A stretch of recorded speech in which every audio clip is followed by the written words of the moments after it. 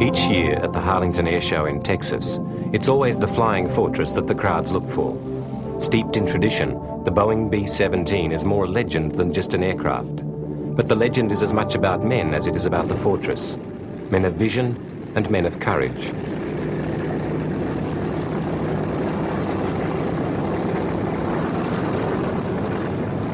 The first of the men of vision in this story was General Billy Mitchell. His experience in the First World War convinced him that air power was the only way to protect America in any future war, and further, that the winner of such a conflict would be determined on the basis of superior air power. Because this would involve the bombing of naval targets, his new ideas brought him into conflict with the Navy and the administration, and eventually cost him his career. But not before he'd proved his point on the captured German battleship, the Ostfriesland.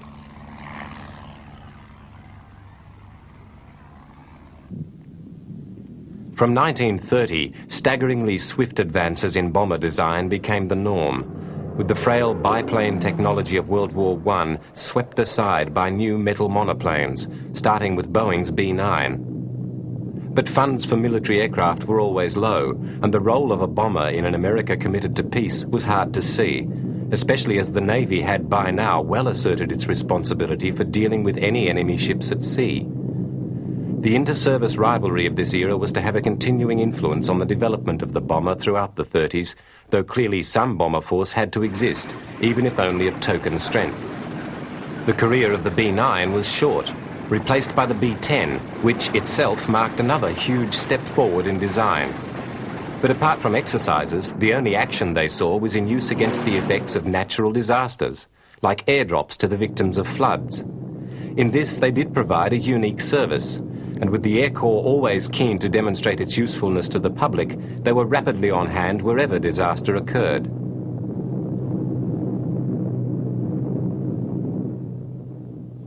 In 1933, one major breakthrough did happen. The Army postulated a plane to carry a ton of bombs for 5,000 miles, and Boeing won a contract to design just one enormous bomber, the XB-15. This plane, it was hoped, would have enough range to attack not enemy fleets but enemy countries, overseas. Thus there was no conflict with the Navy.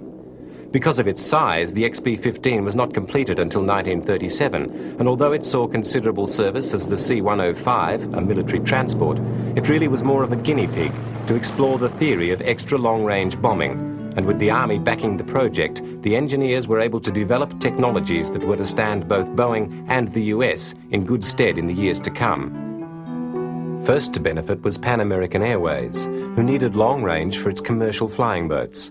And Boeing quickly adapted the XB-15's wing and other various parts to make what was, for many years, the largest airliner in production, the Clipper.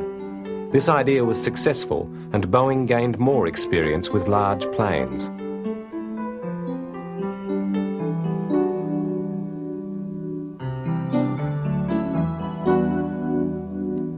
A seaplane of a different sort also appeared. Modified from the B-10 and ostensibly for coastal patrol, the B-12AM project, backed by General Andrews, raised the ever-alert eyebrows of the Navy yet again.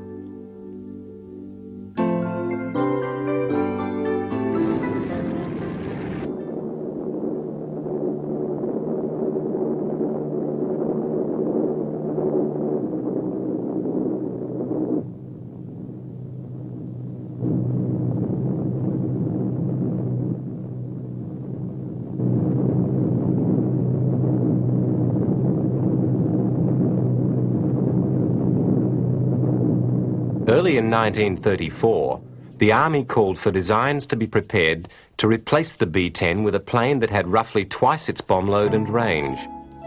With the decision to be made on the basis of a competition between prototypes produced at the manufacturer's expense, Boeing, short of cash, faced a dilemma. They had the advantage of the B-15's already designed and tested wing, which could be scaled down, though this locked the plane into a four-engined format in the face of the common perception that such planes were, in addition to their expense, difficult to fly.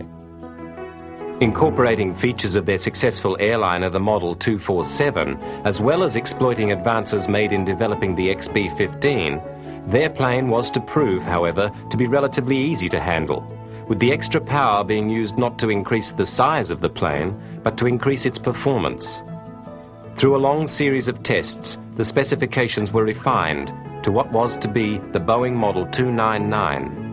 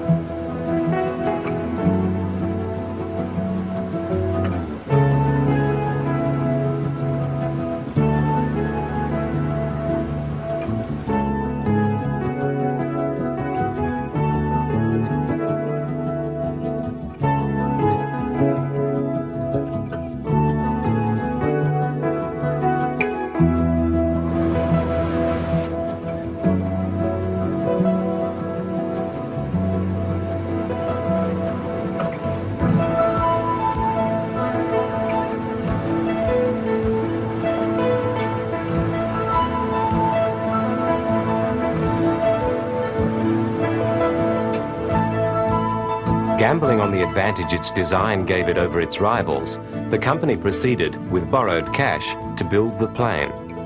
Conditions of strict secrecy were enforced for fear of industrial espionage. Holding the design advantage, Boeing had no desire to reveal their triumph prematurely. The plane took 11 months to build.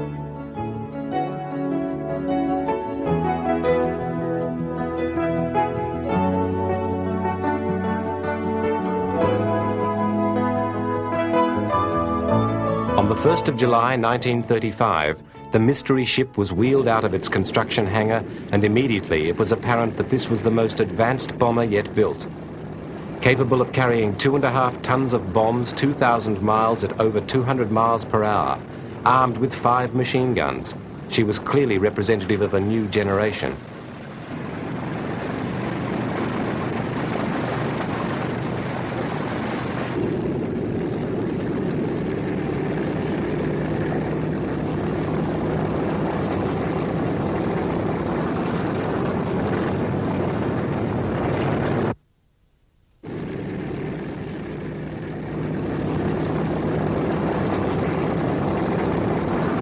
On the 28th, she took to the air for the first time.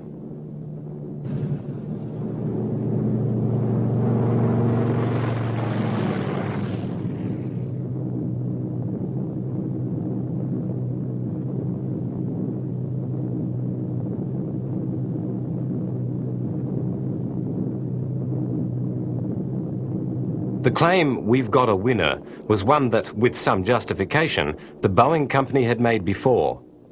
By the time the 299 landed after her first flight, it was evident that, on this occasion, it was an understatement.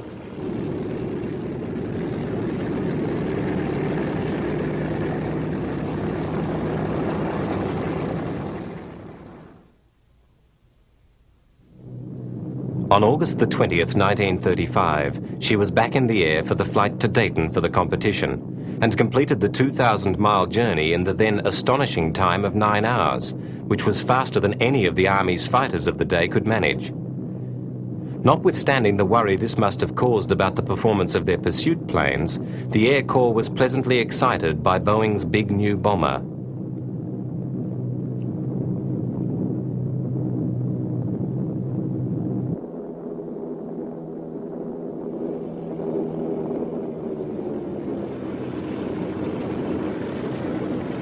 The other 2 prototypes in the competition were both modifications of existing planes. Martin's B-12 was in fact a variant of the B-10, and Douglas's B-18 was based on its successful DC-2 airliner. Both were dwarfed by the 299. The B-18, sharing the DC-2's sturdiness, plodded reliably into history. By the time conflict came, she'd clearly been superseded, and, modified as an anti-submarine aircraft, she spent the war patrolling the US coasts. As the competition commenced, the Model 299 was redesignated the B-17, and as the trials continued, with the top brass looking on, she proceeded to surpass all the specifications the Army had set. Then came disaster. Before takeoff, the pilot had omitted to release the locks on the control surfaces, and the plane ploughed into the ground. Through no fault of the design, the 299 was unable to complete the tests as there was no backup plane available.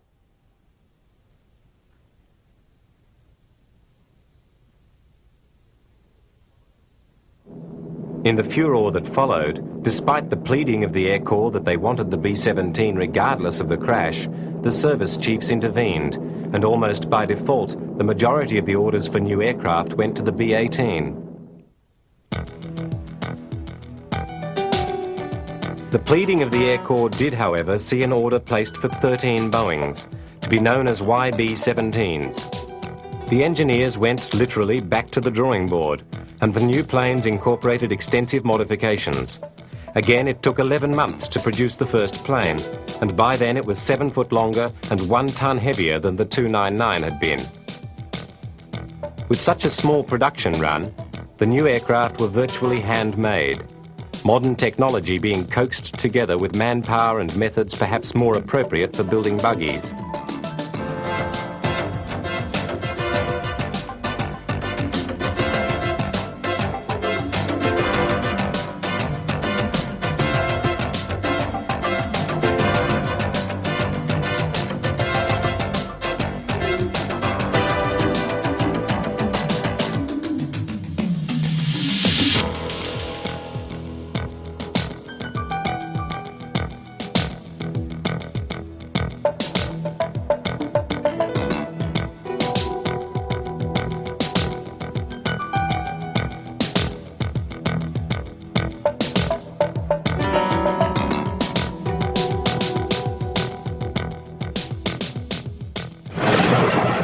From the moment the Army first got its hands on the fortresses, they kept the planes very busy.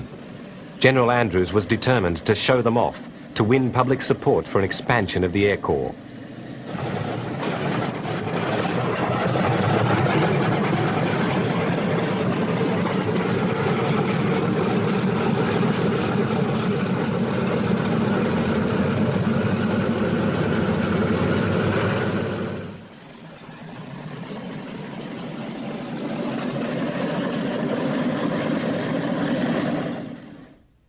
In May 1938, General Andrews, perhaps as a challenge to the prevailing views, perhaps simply as a publicity stunt, had his B-17s intercept the Italian liner the Rex when she was 800 miles out to sea.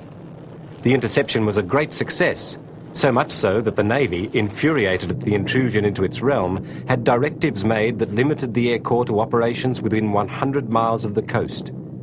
The incident also cost General Andrews his job.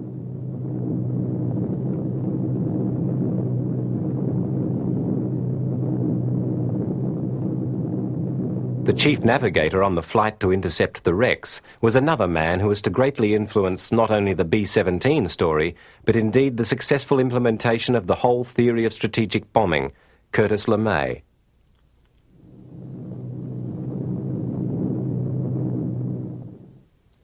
Meanwhile, the evolution of the B-17 had continued with the B-17B, 3,000 pounds heavier, 40 miles per hour faster than the YBs, with different armament and other modifications. She reflects the constant change and development that the B-17 was to undergo throughout its production life. Importantly, her engines were now supercharged, allowing greater speed and sealing. With the Luftwaffe's crushing of Poland in the opening phase of the war, all reservations about the concept of the big bomber were set aside.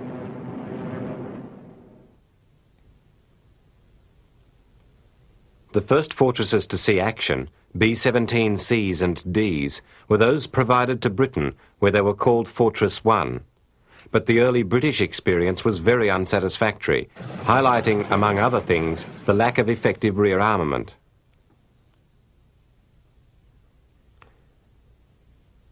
Boeing's engineers had foreseen some of the British criticism, and the B-17E, which they had developed, preempted many of the design changes that combat had shown were desirable.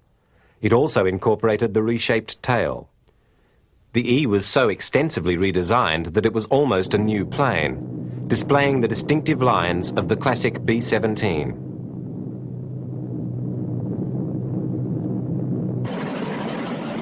The fortress was now bristling with 50mm machine guns, not only from the new tail position, but with waist guns, upper turret, ball turret below, and more guns in the front of the plane. Theoretically, she could defend herself against all comers.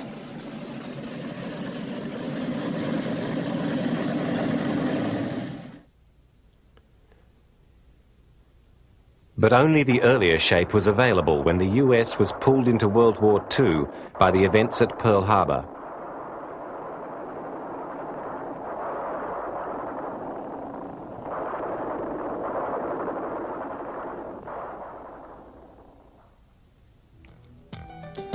Suddenly, demand for the 17 was great. The plane many did not want before was now vital.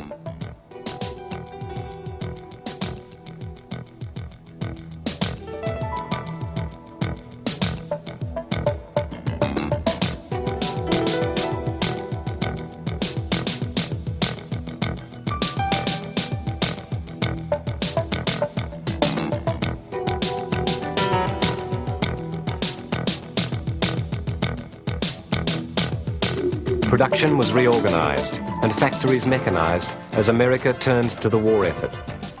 With the workforce distorted by the call of the military, for the first time huge numbers of American women took the load in the manufacture of US armaments.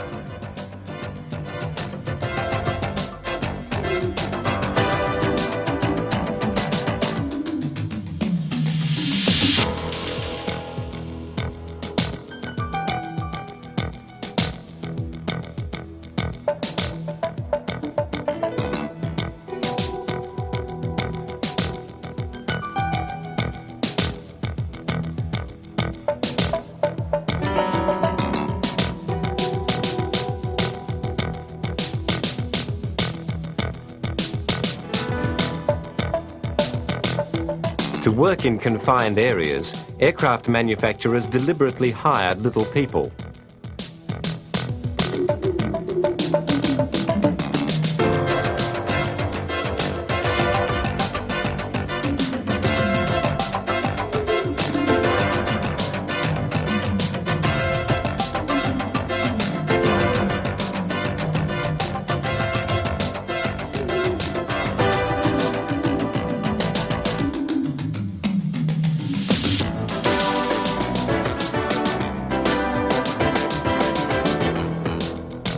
With the automation of so many processes that had previously been exactingly carried out by hand, the scale and speed of production reached levels that would have been inconceivable only a few years before. At the peak of B-17 production, the three companies involved in building them were turning out 130 per week, with Boeing's Seattle plant producing 16 per day.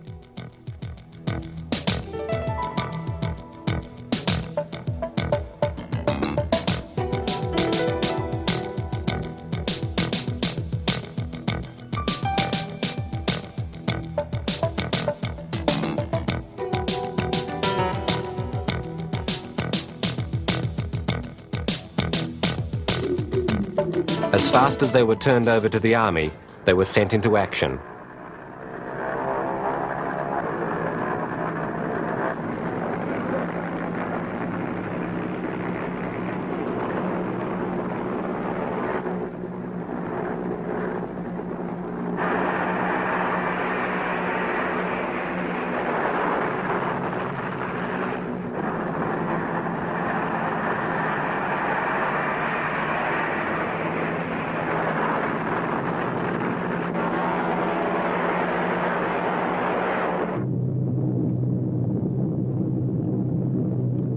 For most B-17s, going to war meant going first to England, to join the strategic bombing offensive against Nazi Germany.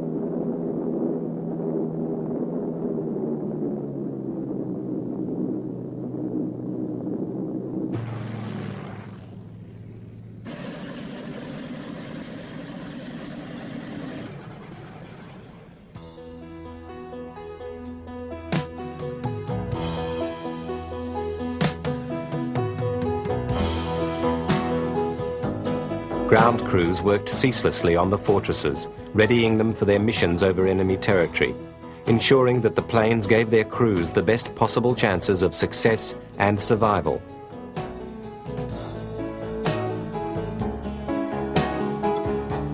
With the great height that the missions were flown at, the crews needed special clothing to help combat the extreme cold.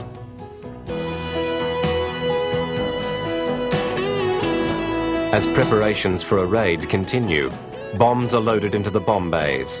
Guns are armed with freshly unpacked ammunition belts. Each man readies himself and his equipment.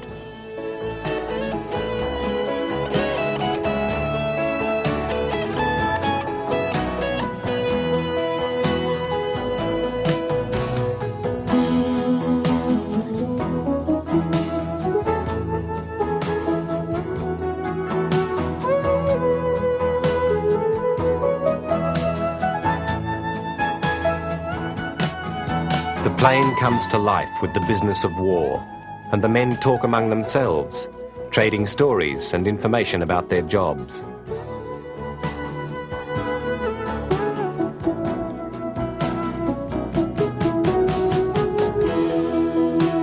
The pilots engage in last-minute discussions with the ground liaison officers.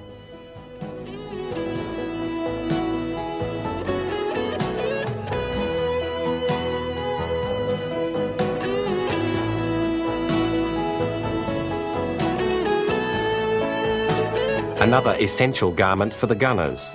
Cumbersome and ungainly, the flak jacket, an investment in human lives.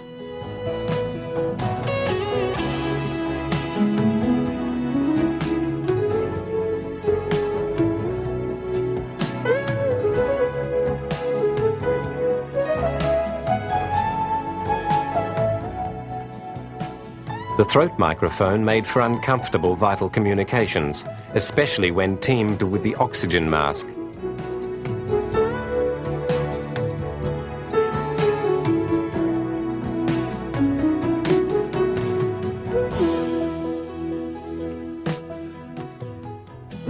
And the mission was away.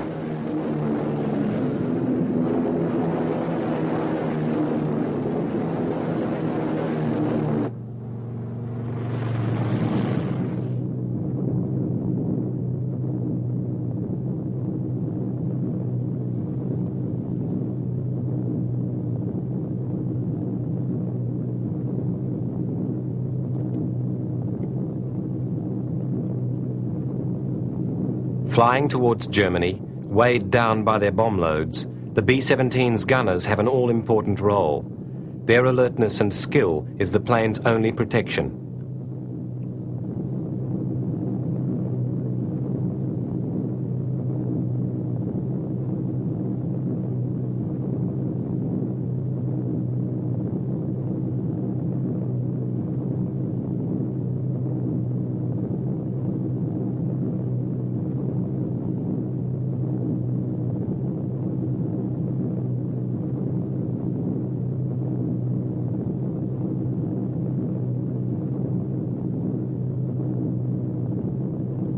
Without effective radar triangulation, the early phases of the bombing offensive relied upon the navigators. The British nighttime operations had earlier failed to refine their navigation, and specific targets had been abandoned in favour of area bombing. The US, however, bombing by day, threw responsibility onto the navigators and persisted with specific attacks.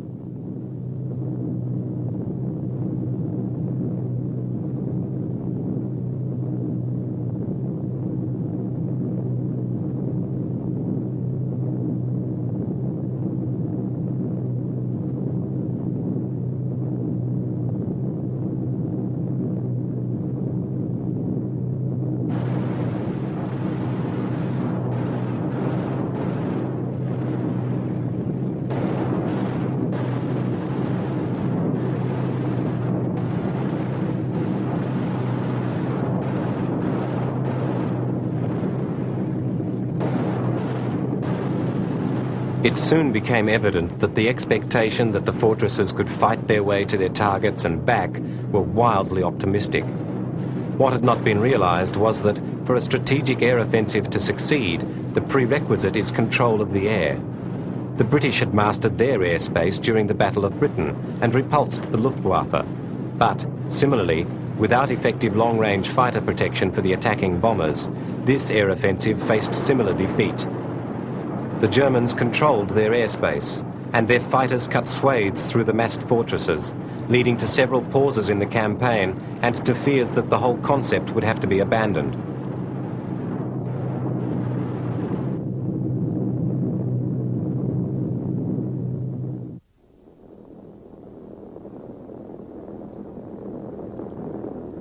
On many missions, whole squadrons were annihilated as the losses grew to staggering proportions. Many more men owed their lives to the almost incredible ability of the B-17 to absorb damage and continue flying, no matter how roughly.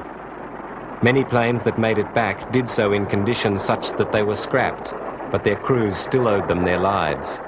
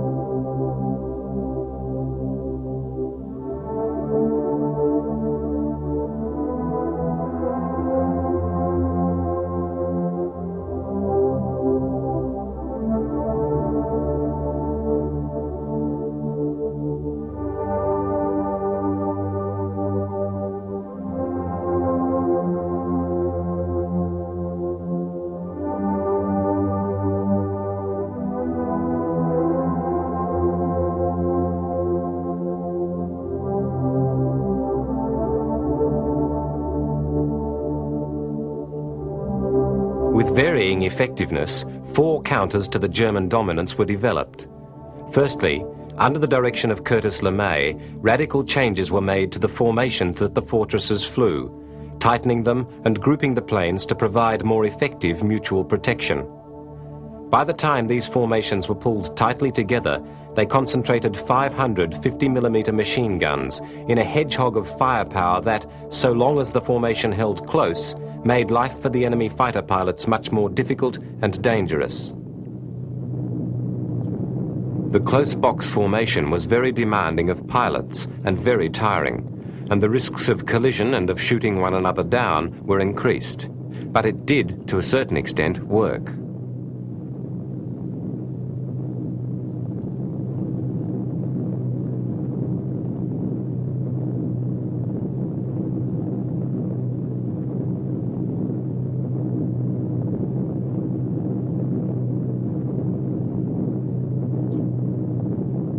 Having the massed guns of the fortresses operating in concert certainly meant that the enemy losses were much higher.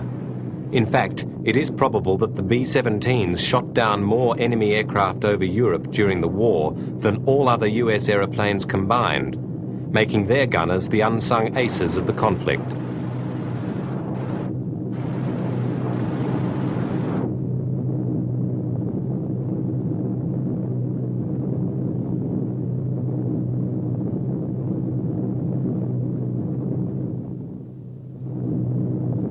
The second change made was the incorporation of an effective forward-facing gun turret.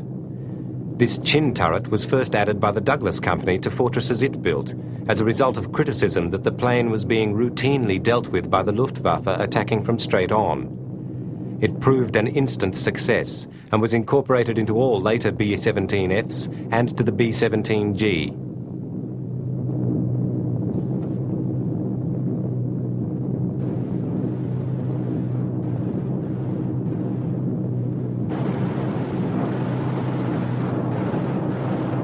The third development was the B-40, a modified B-17 for use as an escort gunship, with power-operated twin 50s in the side and an extra turret above. Unlike the normal bombers, this plane was crammed with ammunition for its guns. However, this made it very heavy, and after the other B-17s dropped their bombs, they were lighter and faster than the escort plane. Though it did have enormous firepower, as escorts the planes were only marginally successful. Most of them were developed and built by Lockheed Vega, who by now were one of the 3 companies building B-17s.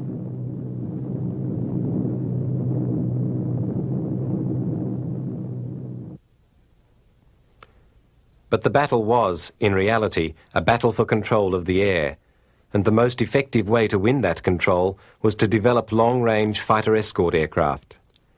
Aircraft like the P-47 Thunderbolt, which, fitted with drop tanks, made the Allies' first serious attempt at providing fighter protection for the bombers.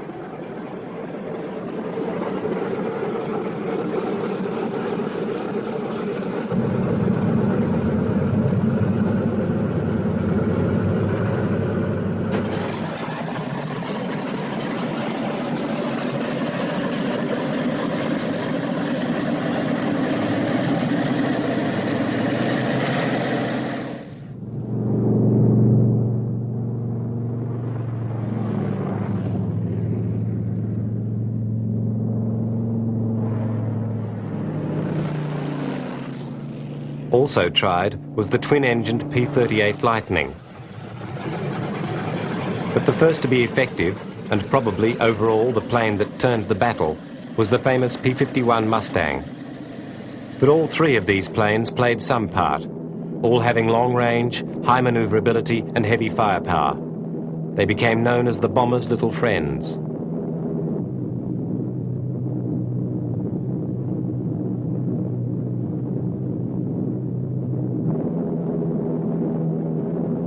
Until after D-Day they could take off from airfields in France, all of the escorts relied upon drop tanks for the extra fuel they needed. These tanks were jettisoned, either when empty or when the plane needed to be unencumbered to go into combat with the enemy.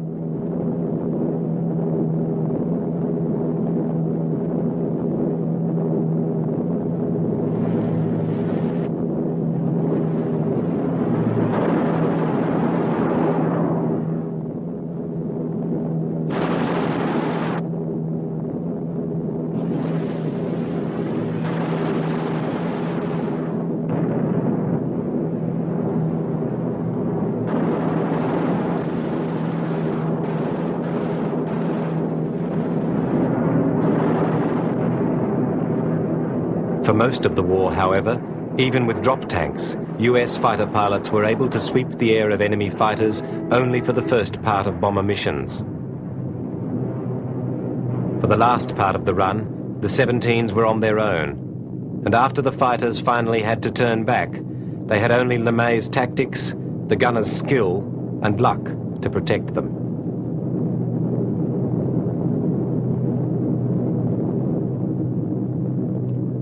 Almost as deadly as the enemy fighters, in terms of overall losses of fortresses during the war, was the German flak.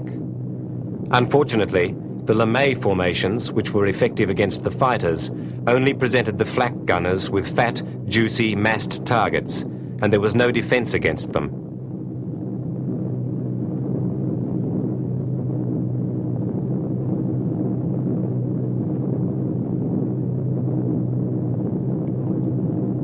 The final approach was always the worst point of the mission, as the plane was locked into the bomb site on a form of automatic pilot and guided by the bombardier.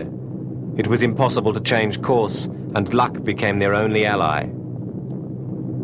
Eventually, their bombing campaigns were to be one of the deciding factors of the war, much as the planners had originally thought, as they crippled Germany's war production and devastated her transportation systems. They even served their own ends too, in that the German petrol shortages became so severe that the Luftwaffe eventually was hard-pressed to keep what few planes it still had in the air to fight them.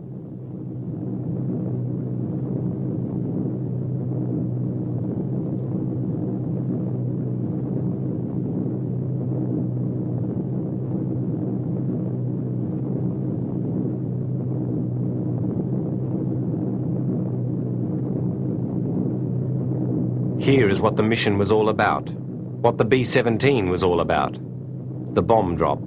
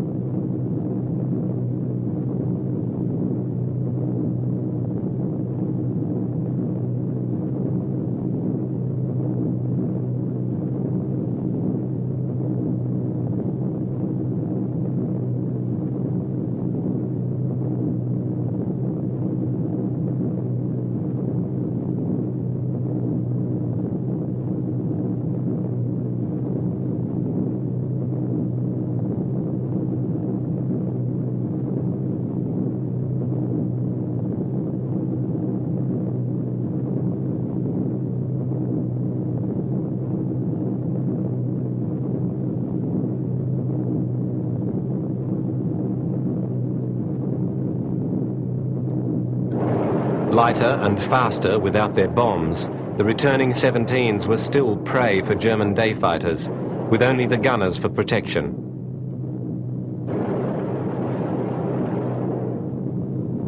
There's 4 of them, 1 o'clock high. They're coming around. Watch. Sioux fighters 6 o'clock up, coming in, diving out, Chief. B-17 in trouble out of 2 o'clock, watching. Got an engine on fire. Despite the efforts of the gunners, for very many planes the protection they could give was ineffective against the excellent German fighters. 3 planes, 9 o'clock, coming around. Keep your eye on them, boy. Because of the weight of the ammunition, the bombers normally took off with about 500 rounds per gun, slightly more for the rear gunner. This meant that there was about enough ammunition for the gunners to fire for 1 minute. 3 o'clock. Motor smoking. Fighters 10:30 coming around. Those 10:30 upper or lower?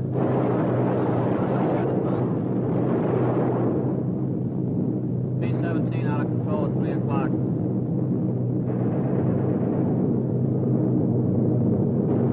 Come on, you guys, get out of that plane. Bail out. There's one. He come out of the bomb bay. Yeah, I see him.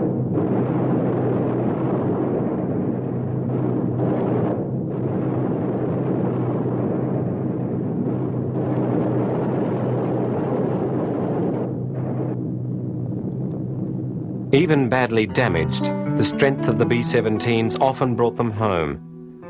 Perhaps the 17's greatest asset was its ability to take the flak and survive.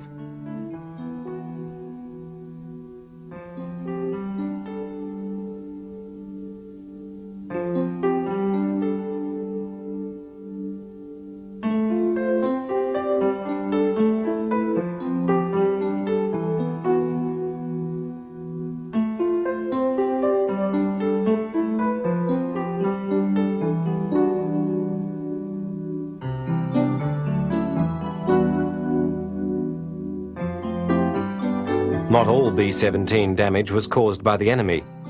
The close box formation caused some collisions. Here, hell and high water has survived being hit by another B-17. The tail gunner, a very lucky man, also survived, having just left his position to check the tail wheel before the crash.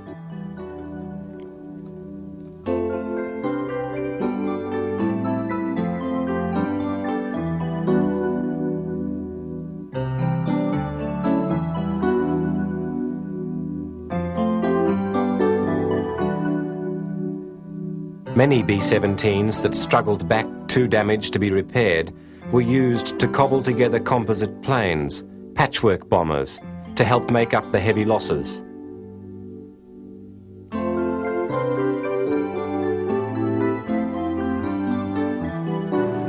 Another use to which tired B-17s, too old for refurbishment, were put was as radio-controlled flying bombs, packed with 22,000 pounds of explosive and controlled from a parent plane, or, in this test, from the ground.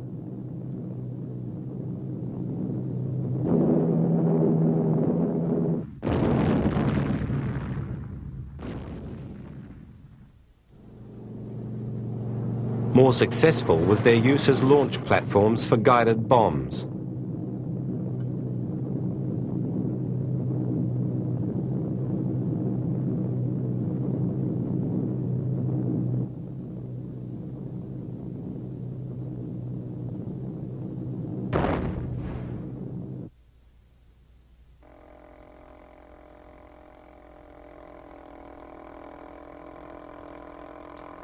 During the war, the US obtained unexploded German V-1 flying bombs, and, although they were never used, the US experimented with its own versions.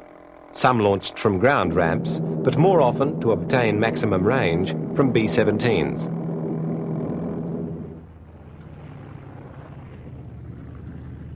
While the Fortress is most often associated with the European theatre, it saw much service in the Pacific.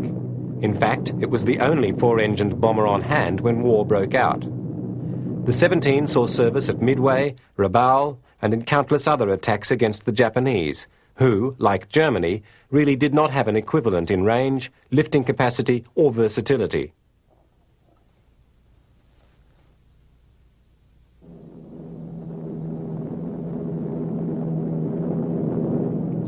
This remarkable footage shows a practice attack by a B-17 at extremely low altitude.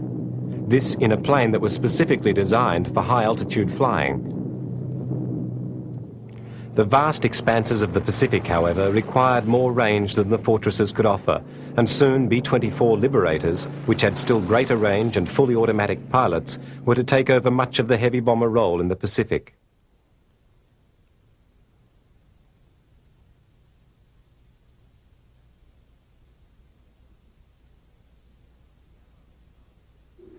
The Allied commander in the Pacific, General Douglas MacArthur, who was ultimately to accept the Japanese surrender, used several specially converted B-17s as his transport.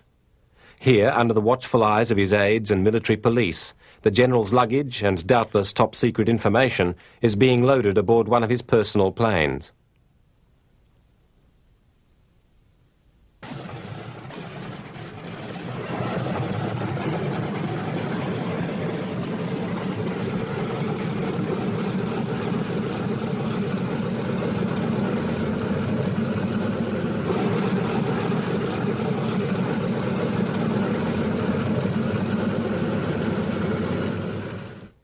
The transport application of Model 299 was actually considered well before the war, when Boeing used its wing and tailplane in its Stratoliner. This, the first pressurized transport aircraft ever built, was to use a new fuselage, but in most other ways was a B-17. Many saw service throughout the war, where their four engines helped them cross the Atlantic with little fear of attack.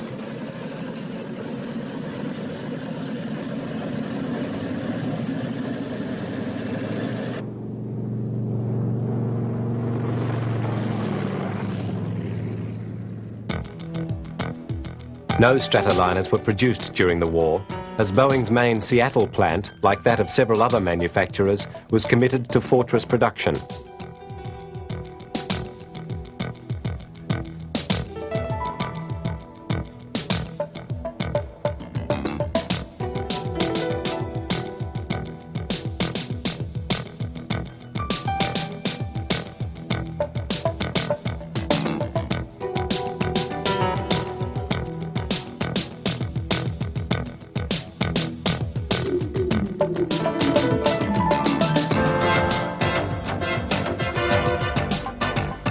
The pre-war lessons Boeing had learned from the pressurized high-flying Stratoliner was still to be used in the war effort, but in a different plane. Even before the war, Boeing and the Army were testing the effects of pressurization on crew and aircraft, because a totally new bomber was on the way. This plane, the B-29, would fly much higher and further than the B-17, and pressurization offered the only alternative to the uncomfortable and restricting oxygen mask.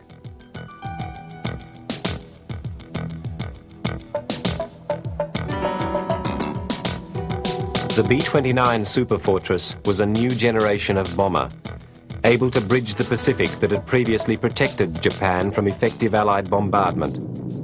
Thousands were built, but it took only 2 to bring the war to an end, using new tools of destruction with unprecedented power.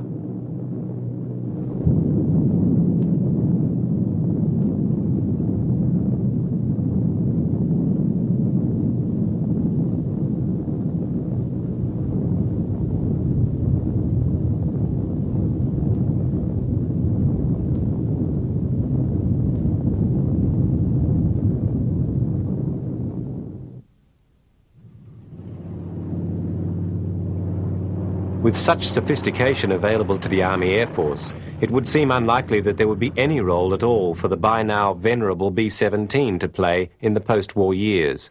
But not so. Here again, Curtis LeMay, now a General and Deputy Chief of the Air Staff for Research and Development, is about to observe the use of atomic weapons against naval targets in a test that is a far cry from intercepting the wrecks in the pre-war YB-17s. The drop will, of course, be made by a B-29 at a test site in the Pacific, but its effects are not predictable, and much information on this new type of weapon remains to be gathered.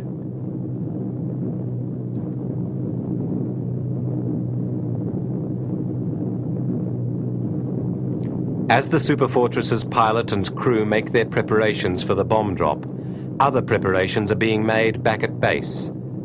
A converted drone B-17, much modified and completely radio-controlled from the ground, takes off.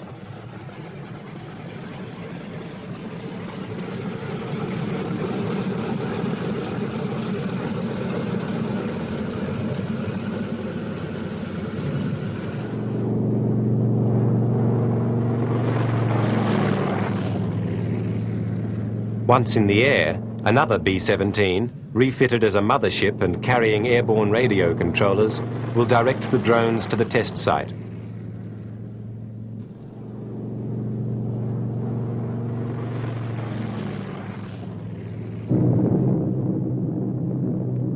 The drones and the mothership approach the outer edge of the test area, where scores of surplus naval vessels are to be sacrificed in the explosion. The B-29 makes its final approach over the target, and the bomb aimer adjusts his sight. While miles away, naval crews prepare to watch a new kind of terror.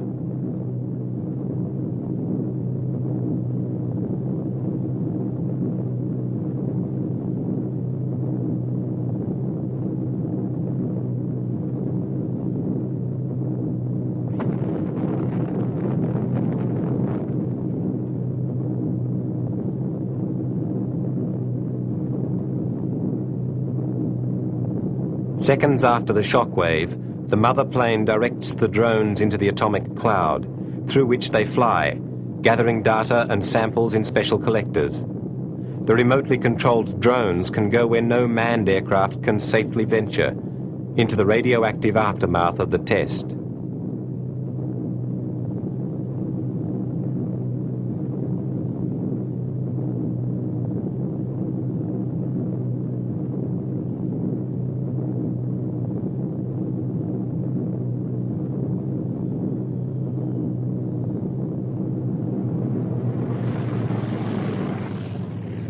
The drones are returned to base, and the mother plane hands over to ground control for landing.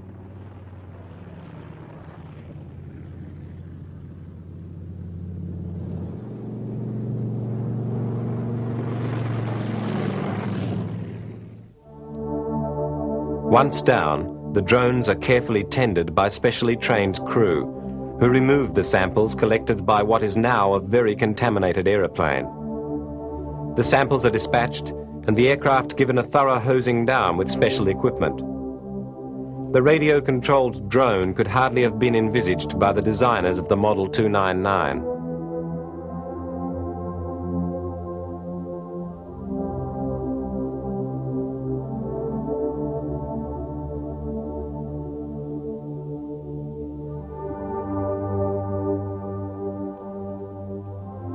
Hardly had the West obtained a monopoly on atomic warfare than it was lost. And thus began another war, the Cold War. From the 50s on, the United States was to constantly watch for Soviet aircraft which could bring devastation to America, with ground-to-air missiles ever ready to answer the bomber's threat. Ground-to-air tactics had to be tested, and again the pilotless B-17 drone was used. Here, the controller, in the mother plane, watches a television screen, showing the cockpit of a drone that is about to be sacrificed to demonstrate ground-to-air efficiency. In this, the Fortress's last service role, many of the B-17s were shot down with the Beaumark, one of the most successful ground-to-air missiles, and, perhaps ironically, perhaps fittingly, also built by Boeing.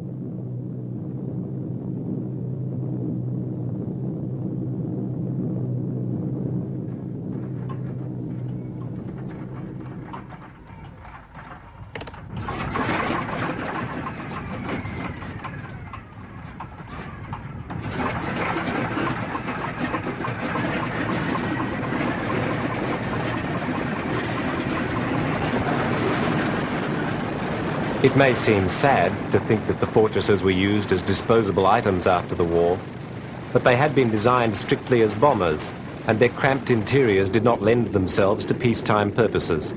So, being superseded as military tools, at the end of the World War, most of them were simply scrapped. Perhaps this was an ignominious end, but perhaps it was fitting. After all, they had done what they were designed to do, and done it well. They had been produced in great numbers. More than 12,000 had been made, and they'd borne the brunt of terrible losses, with over 5,000 destroyed in combat. They had been so important that enormous production capacity had been devoted to them, with 3 aircraft manufacturers building them, with their motors being made by 2 companies, including Studebaker, with the farming equipment manufacturer Alice Chalmers turning their plant to making superchargers for them, and with a brassiere manufacturer making nacelles for their engines. The job they did, especially over Europe, helped make the war winnable, and the design breakthroughs involved in their development live on in civil and military aircraft of newer generations. The few that still fly are treasures, not just because of the memories, but because they are, with their grace and power, still great planes.